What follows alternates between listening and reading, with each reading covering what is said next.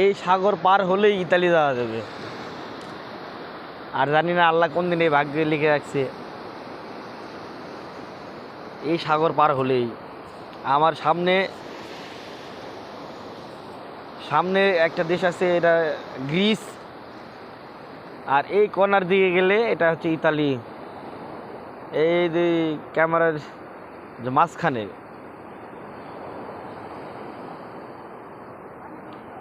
এই কর্নারে গেলে ইতালি।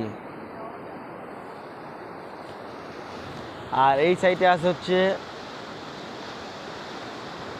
ইসরায়েল, তারপর একটু পরে আছে ফিলিস্তিন, তারপর আছে লেবানন, তারপর এই সাইডে পার্শ্ব আরও দেশ আছে। কিন্তু স্বপ্ন আছে এই সাগর পার হওয়ার। সবাই দোয়া করবেন এই সাগর যেন পার হতে পারি। এখন না,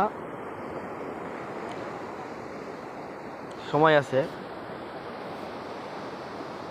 আরও 2 বছর থাকি এখানে। আর সবচাইতে মজার বিষয় হচ্ছে এখানে ঝিনুক,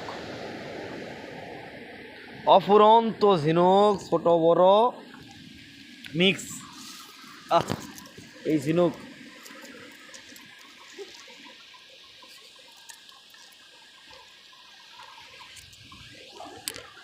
বাংলাদেশে এগুলা ঝিনুকলে মারামারি লাগায় কক্সবাজারে।